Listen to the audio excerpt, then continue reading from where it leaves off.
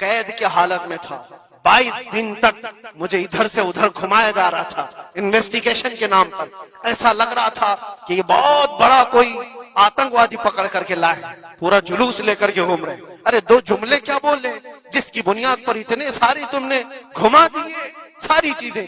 میں کبھی بولتا نہیں اس چیز پر، آج میں آپ کو بتا رہا ہوں. میرے سامنے بیٹھا ہوا آفیسر جو انویسٹیگیشن کر رہا ہو، اسے تو 5 چیزیں معلوم تھی، وہ یہ چیزیں پوچھ رہا ہے، لیکن سامنے مجھے خود اس نے بتایا.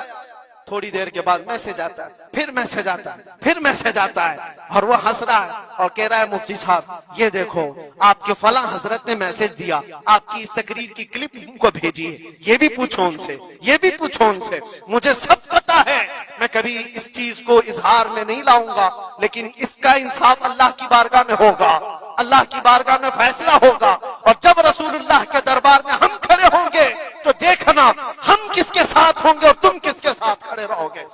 دیکھنا اس بات کو. ایک بندہ رسول اللہ کی عزت کے لیے کفار اور مشرکین کے نرغے میں بیٹھا ہو اور تم اپنی روٹیاں سیکنے کے لیے اس کے سامنے ہماری جاسوسی کرتے ہو اور اس سے کہتے ہو کسی حالت میں چھوڑنا مت، کسی حالت میں چھوڑنا مت. اور وہ لوگ جانتے ہیں اور وہ کہتے ہیں آپ گھبراؤ مت، ہم تو اپنا پروسیس کریں گے. اور ایسے لوگ ہمارے پاس بہت سارے ہیں جو بھیجتے رہتے ہیں، ہم تو اپنا کام ہی کریں گے.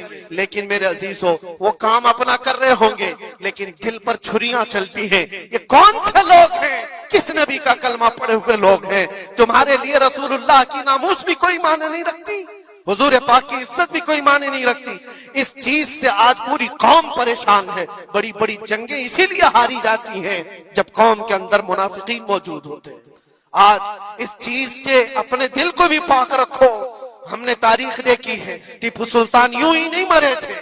ٹیپو سلطان کو انگریزوں کے ہاتھ میں دینے والا بھی غدار موجود تھا، مسلمان تھا.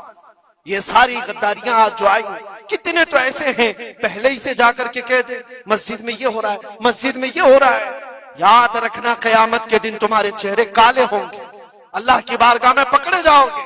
وَمَنْ أَظْلَمُ مِمَّنْ مَنَعَ مَسَاجِدَ اللَّهِ أَن يُذْكَرَ فِيهَا اسْمُهُ وَسَعَىٰ فِي خَرَابِهَا. اللہ فرماتا ہے اس سے بڑا ظالم کون جو اللہ کی مسجدوں میں اللہ کا ذکر کرنے سے روکتا ہے؟ اس سے بڑا ظالم کون ہے؟ اور وہ سب ظالم آج دیکھنے کو آ رہے ہیں. بہرحال خلاصہ کلام یہ ہے میرے عزیزو، ہم حسینی ایمان رکھتے ہیں اور حسین کی طرح اللہ کی بارگاہ میں دعا بھی کرتے ہیں کہ مولا ساری قربانیاں ہو جائیں مگر ایمان کا سودا کرنے کی نوبت کبھی نہ آئے.